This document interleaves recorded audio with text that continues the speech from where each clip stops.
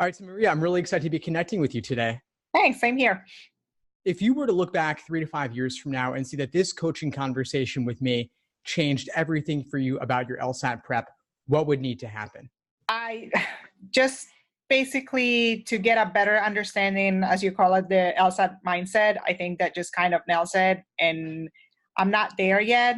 I did take a standard. I have been taking standardized tests throughout school. I had to take my nursing boards in order to pass. And it was just a real kind of shock that my nursing boards are nothing like this. Some people are like, well, you should be okay. You pass your nursing boards. I heard that's pretty hard. Well, it's nursing boards, you study content. These you study technique to take the test. And I think that is the big downfall. So for me, just to get into that mindset, to have a better understanding of how to approach the questions versus really study the content, of course, which is impossible.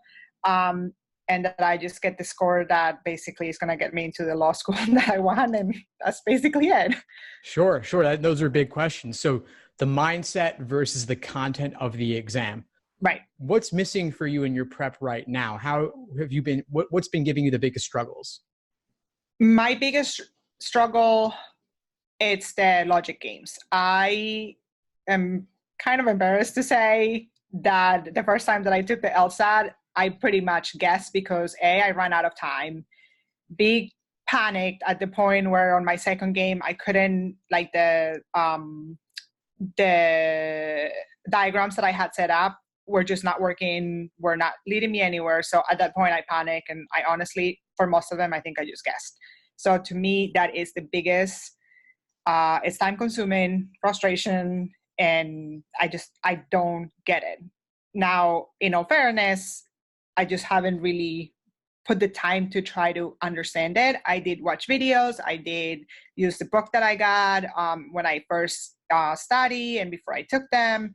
But, that is perhaps my biggest thing, following by the reading comprehension. It was difficult as well. Sure. Yeah. Logic games especially are extremely intimidating at first. Total. Yep.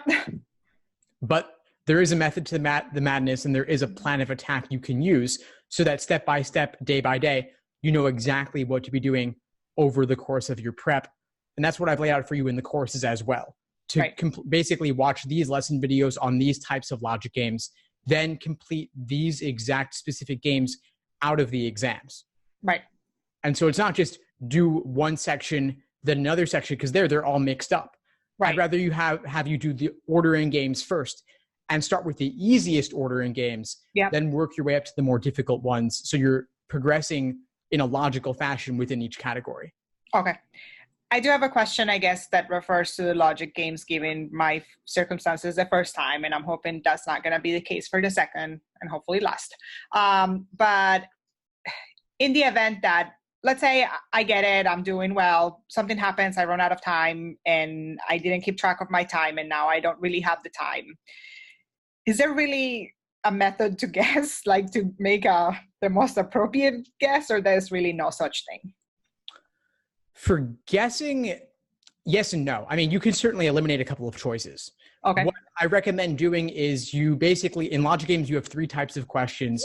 You have the initial orientation question, then the local if questions that give you a jumping off point. They'll say, like, if A is on 3, then what must be true? Then they'll have the global general question saying, which one of the following in general must be true? Okay. What you can do is you can use all your previous valid hypothetical scenarios that you've sketched out, your little mini diagrams. You can use that work to help you eliminate choices from tougher global must be true questions. Okay. And so if you make use of that previous work and work more efficiently, that will help you eliminate some choices so that you can make a more informed guess between the remaining ones, and your odds will be higher. Okay.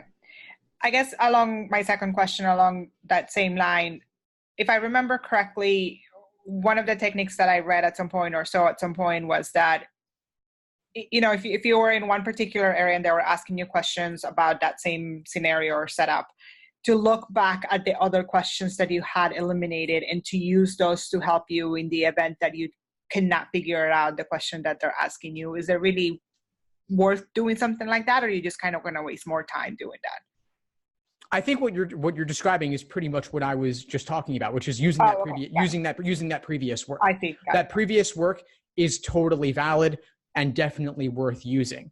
And so if you can keep your diagrams organized, keep them neat, don't ever erase previous work, always have it remain available to you in the future.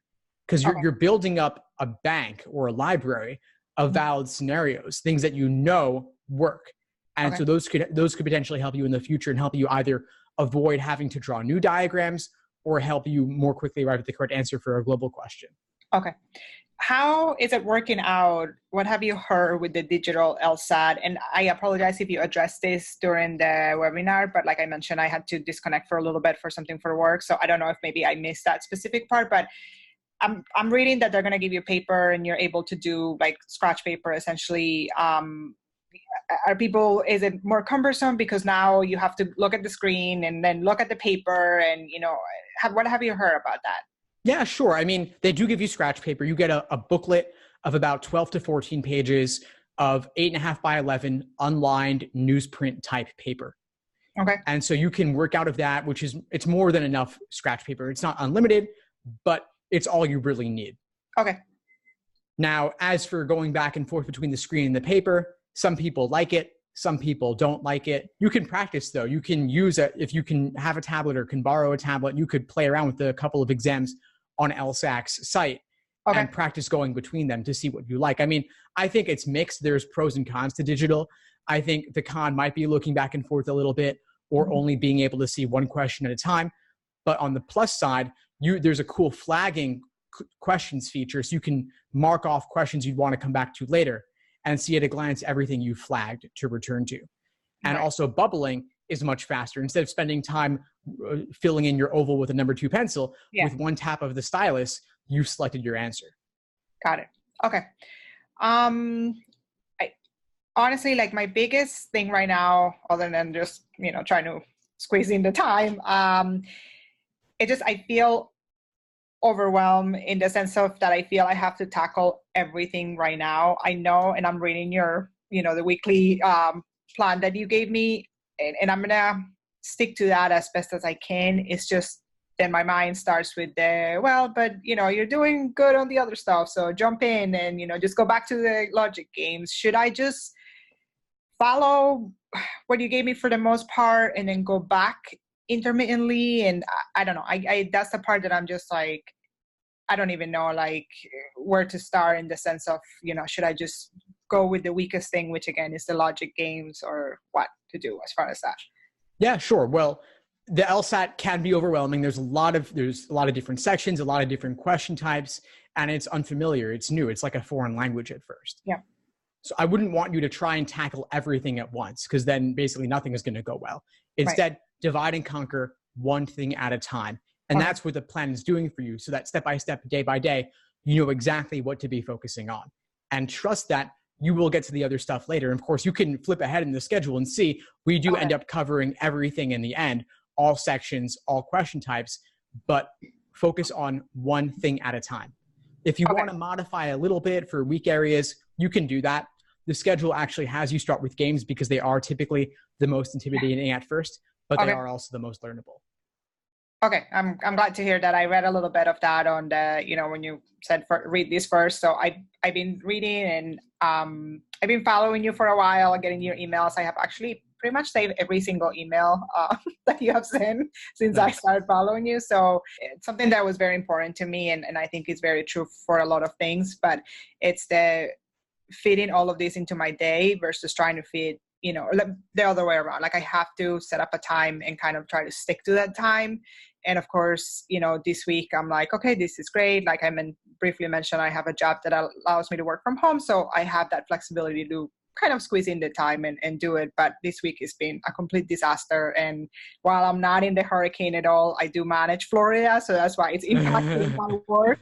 It's, of course, now I have all of this extra work that I need to do because of the hurricane. But anyways, I think for me, that statement was pretty like, nope, I gotta put in the time and make it a routine where I am doing it and respecting that time. So that was pretty important to me to hear. I don't think I really ever thought of that. Excellent. Well, I'm glad you've got the routine to stick to. Again, the schedule is the guideline for you. That's your roadmap. That's your success plan.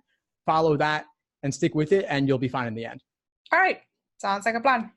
Great, Maria. Well, I'm really glad that we connected today. What would you say is the biggest insight you got from our conversation?